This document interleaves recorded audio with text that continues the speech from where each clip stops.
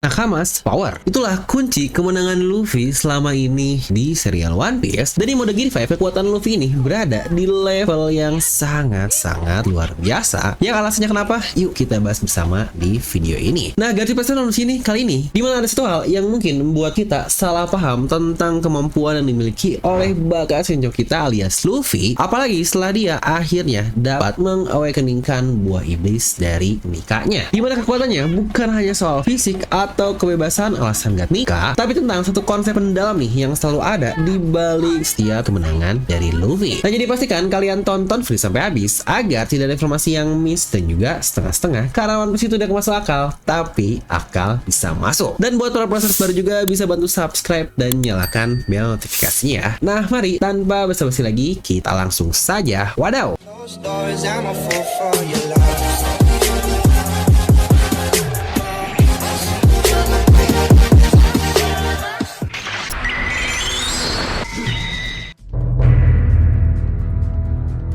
Dimana sejak kita tahu apa itu nikah, setidaknya dari kata-kata Vegapunk yang bilang kalau nikah adalah tekad, harapan, dan impian semua orang tentang kehadirannya, karena nikah selalu digambarkan sebagai sosok yang membebaskan para budak. Dan untuk Luffy secara tidak langsung, bahkan kekuatan dan cara dia mengalahkan musuh-musuhnya pun tidak luput dari yang namanya impian orang-orang, atau mungkin kita sebut ini sebagai Nakamas Power. Contoh, kalian ingat salah satu arc cukup panjang juga di serial One Piece, yaitu Alabasta ketika Luffy melawan Shichibukai untuk pertama kalinya. Di situ ada duel di antara Luffy melawan krokodil yang bahkan sampai 3 kali. Dan Oda sampai membuat plot khusus nih ketika dia datang ke daerah Hyuba dan bertemu ayah Koza yang bernama, ya benar, Toto. Yang bukan Tony kalau ini mah kloset, yang Toto yang bapak ini nih, paman yang ini. Dimana paman Toto walaupun dalam keadaan kota yang hancur, dia terus menggali sumur sampai akhirnya menemukan sumber mata air dan memberikan air minum tersebut pada Luffy. Dan sadar atau tidak, plot simple itulah yang akhirnya membuat Luffy bisa comeback di pertarungan versus krokodil dari part keduanya. Karena di ujung part pertama, ketika Luffy tertusuk oleh krokodil, di mana air dari Yuba itu mengalir ke tangannya dan membuat Luffy dapat menyentuh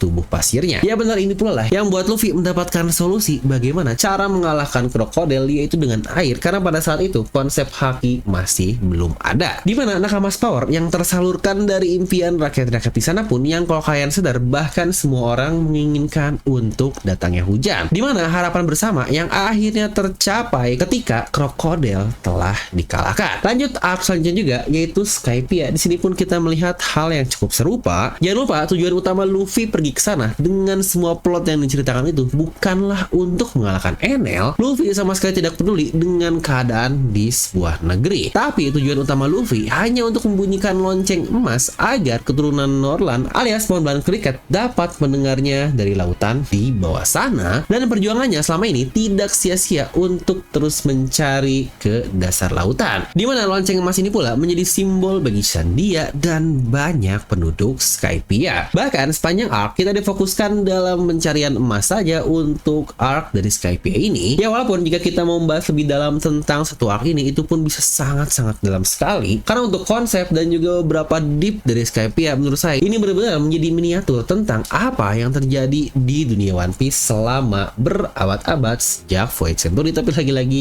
itu bukan bahasan kita sekarang. Dan arc ini pun ditutup dengan Luffy yang mengalahkan sang dewa Enel dengan menggunakan bola emas yang ada di tangannya, dan berlanjut sampai tubuhnya terkena lonceng emas tersebut. Lagi-lagi semua harapan rakyat Skypiea tersalurkan kepada Luffy melalui kemenangannya melawan sang dewa, yaitu God Enel. Next adalah arc dari Thriller Bark. Di sini pula sama nih, walaupun sebenarnya lumayan out of arc banget untuk ini, tetapi ini satu kesatuan yang Oda bikinnya sangat-sangat unik sekali, di mana orang-orang yang tertangkap dan kehilangan bayangannya yang mereka ini bukan orang-orang resmi dari Pulau Thriller Bark, tetapi Oda membuatnya jika orang-orang ini dampak atau perlakuan dari Moria akhirnya memiliki peran yang sangat signifikan dalam keberlangsungan satu arc tersebut, di mana Luffy mendapatkan kekuatan 1000 orang dari bayangan-bayangan korban Moria yang dimasukkan ke dalam tubuhnya yang disebut sebagai sebagai Nightmare Luffy. Ya benar, lagi-lagi ini adalah kekuatan yang datang dari tekad murni semua orang dan tidak dapat Luffy lakukan sendiri. Karena jujur, kalau kekuatan tempur Luffy murni nih, rasanya bakal cukup sulit sih untuk dia bisa mengalahkan Oars yang sangat kuat pada saat itu. Jadi kalau kalian sadar, banyak term-term menarik yang Oda gunakan kepada Luffy ketika dia mengalahkan villain utama atau musuh utama di arc berjalan. Dimana mungkin contoh simpel lagi seperti Doflamingo, dia ini disebut sebagai Ten Yaksa atau Heavenly Demon, dan dia dikalahkan dalam keadaan terbang yang langsung jatuh terjun sampai ke Underworld. From Heaven to Underworld, yang bukankah ini pun yang cukup menarik yang Oda bikin dari kekalahan sang mantan Tenryubito yaitu Doflamingo. Lalu untuk Kaido yang dia pun dijuluki sebagai Zoan terkuat atau makhluk terkuat, akhirnya dikalahkan oleh Luffy yang baru saja diketahui kalau dia juga ternyata adalah pemakan buah iblis Zoan yang sama-sama mythical Zoan juga, yaitu di model Nika, yang bukankah ini sangat-sangat menarik sekali dari Oda Sensei.